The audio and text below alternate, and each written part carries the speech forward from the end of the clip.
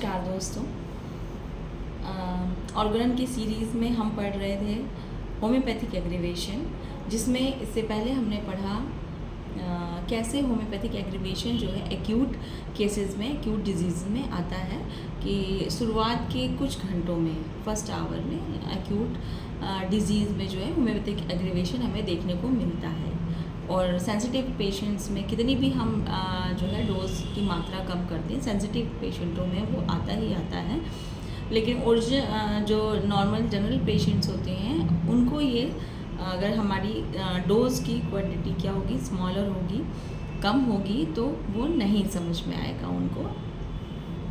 आते हैं 161, ठीक है। 161 में यहाँ पर हैनीमैन सर ने 161 एफोर्ज़म है जो हमारा, इसमें 5th एडिशन और 6th एडिशन दोनों में थोड़ा सा माइन्यूट डिफरेंस है। वो क्या है हम देखते हैं कि 6th एडिशन जो 5th एडिशन है उसमें कहते हैं कि बताया है in starting that so called homeopathic aggravation. इन्होंने कहा कि जो होम्योपैथिक एग्रीवेशन है वो फर्स्ट आवर में तो दिखता है, लेकिन जो क्रॉनिक डिजीज़ होती हैं उनमें जो लॉन्ग स्टैंडिंग है डिजीजेस, ठीक है, तो उसमें जब हम मेडिसिन देते हैं किसी पेशेंट को, तो जो होम्योपैथिक एग्रीवेशन है वो फर्स्ट आवर में नहीं दिखता है, ठीक है। जब हम डोजेस देते हैं उसको तो वो जो है 6, 8 और 10 डेज में दिखेगा हमें, ठीक है, जनरल इम्प्रूवमेंट के बाद। लेकिन 6th एडिशन में इसी बात को चेंज करते हैं। वो क्या कहते हैं, हम पढ़ते हैं 6th एडिशन वाला कि 161 when I hear limit the so-called homeopathic aggravation, or rather the primary action of homeopathic medicine that seems to increase somewhat the symptom of original disease to the first or few first hour in certainly true with respect to disease of a more acute character, ठीक है, end of recent origin. यहाँ पर कह रहे हैं कि जैसे homeopathic aggravation जो होता है, होम्योपैथिक एग्रीवेशन होता क्या है, वो प्राइमरी एक्शन ऑफ ड्रग है, यानी कि जो डिजीज़ हम कॉज कर रहे हैं आर्टिफिशियल डिजीज़, वो क्या होता है, प्राइमरी एक्शन होता है किसी भी ड्रग का। और सेकेंडरी एक्शन जो होता है वो क्यूरेटिव होगा या काउंटर होगा, वो ड्रग की डोज पर डिपेंड करता है, मेडिसिन की डोज पर डिपेंड करता है, ठीक है। तो जो प्राइमरी एक्शन जो एक्शन है मेडिसिन का, या जो होम्योपैथिक एग्रीवेशन है, वो फर्स्ट आवर और फर्स्ट फ्यू आवर्स में हमें जो एक्यूट कैरेक्टर की डिजीज़ है, जो रिसेंट ओरिजिन है, उनमें दिखाई देता है। लेकिन but where medicine of long action have to combat a malady of considerable और a very long standing where no such apparent increase of original disease out to be appear during treatment, and it does not so appear if the accurately chosen medicine as given in proper small gradually higher dose is somewhat modified with renewed dynamization, ठीक। Such increase of original symptom of a chronic disease can appear only at the end of treatment when the cure is almost or quite finished। यहाँ पर Hahnemann sir कह रहे हैं, यहाँ पर कुछ नई चीज़ें ऐड की हैं। पहली नई चीज़ ये ऐड की है कि जहाँ हम प्रॉपर स्मॉल डोज दे रहे हैं, इससे पहले जो बात किए थे हैनीमैन सर, उसमें हमेशा कहते थे कि स्मॉलर डोज, सिंगल डोज। लेकिन यहाँ पर इन्होंने एक चीज़ यूज़ की कि given in proper small gradually higher dose, ठीक है, कि स्मॉल से थोड़ा ऊपर, थोड़ा ऊपर, थोड़ा ऊपर, ग्रेजुअली जो है पोटेंटाइजेशन की, जो पोटेंटाइजेशन का बढ़ता हुआ स्वरूप होना चाहिए मेडिसिन देने का। क्रॉनिक डिजीज़ की बात कर रहे हैं, is somewhat modified with renewed dynamisation, ठीक है, रिन्यूड डायनामाइजेशन होना चाहिए, थोड़ा सा मॉडिफाइड होना चाहिए। सपोज दैट हमने शुरुआत अगर 30 पोटेंसी मेडिसिन से की है, तो हर बार हमें जो है वही पोटेंसी नहीं देनी है, ग्रेजुअली डोज स्मॉल रहेगी, ग्रेजुअली हायर डोज रहेगी कि 30 की दी, फिर उसको जब अगली बार जब हम देंगे तो जो है थोड़ा सा डायनामाइजेशन बढ़ा के देंगे, 35 वाला 30 है ना 40 का दे सकते हैं, थोड़ा सा स्ट्रोक लगा के दे सकते हैं, अपने आप डायनामाइजेशन उसका बढ़ा देंगे, समवॉट थोड़ा थोड़ा बढ़ाएंगे। रिन्यूड डायनामाइजेशन हमेशा क्या होना चाहिए, रिन्यूड होना चाहिए, ठीक है।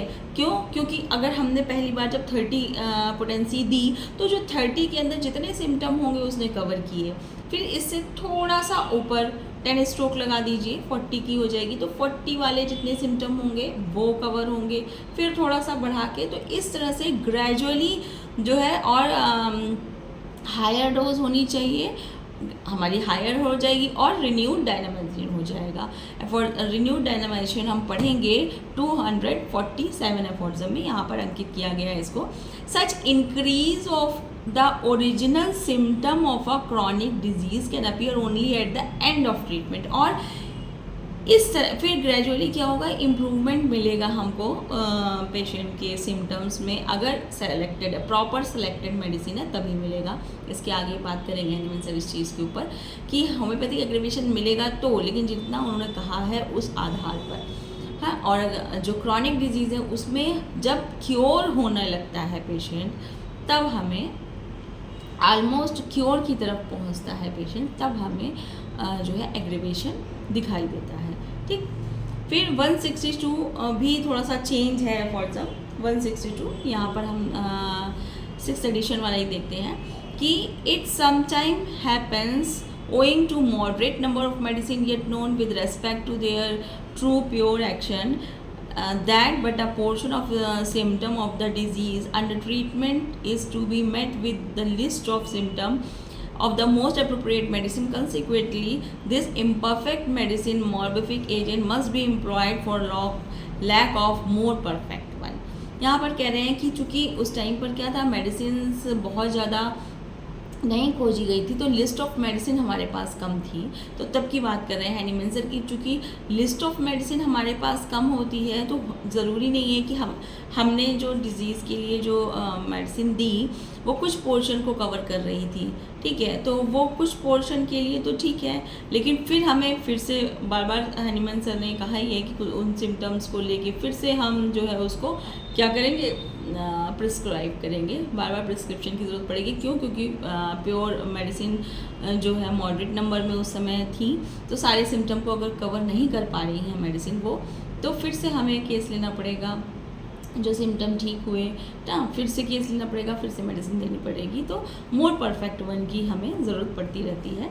फिर 163 में कहते हैं कि in this case we can not indeed expect for this medicine a complete undisturbed cure, for during its use some symptom appear which were not previously observable in the disease। यानी accessory symptom of the not perfectly appropriate medicine, अगर perfectly appropriate medicine नहीं है तो उसके accessory symptoms भी हमें दिखेंगे।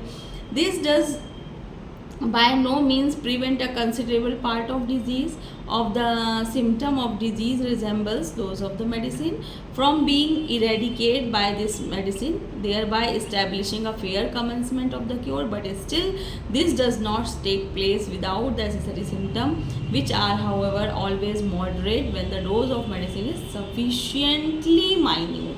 यहाँ पर हैनीमैन सर कहते हैं वही जो 62 में गए कि मॉडरेट, जब हमारे पास मेडिसिन उतनी नोन नहीं है तो क्या करते थे कि मेडिसिन जितने सिम्टम कवर कर पा रही हमारी, है ना, हमें जो सटीक मेडिसिन लगी उस टाइम पर वो हमने दी। तो वो मेडिसिन देने पर हुआ क्या कि उसने जितने भी वैसे जो सिम्टम परफेक्टली हो रहे थे, मैच कर रहे थे, वो तो क्योर हो जाएंगे, लेकिन वो एसेसरी सिम्टम्स कुछ अपने देगी, ठीक, जो बाकी हैं। तो उन एसेसरी सिम्टम्स को समझना होगा हमें कि वो एसेसरी सिम्टम्स हैं, होम्योपैथिक एग्रीवेशन तो नहीं होंगे वो, और वो डिजीज़ सिम्टम क्या होते हैं ये भी हमें परफेक्ट पता होना चाहिए। तो वो क्योर में बाधा कभी नहीं डालते हैं, ठीक है, क्योर में बाधा कभी नहीं डालते हैं। तो फिर हम परफेक्टली सेलेक्ट करेंगे मेडिसिन को और फिर देंगे, और ये एसेसरी सिम्टम जो आ रहे हैं वो बहुत ज़्यादा पेशेंट में ना आए, इसके लिए हमें डोज को माइन्यूट रखना बहुत ज़रूरी है, ठीक। 163 में ये कहते हैं।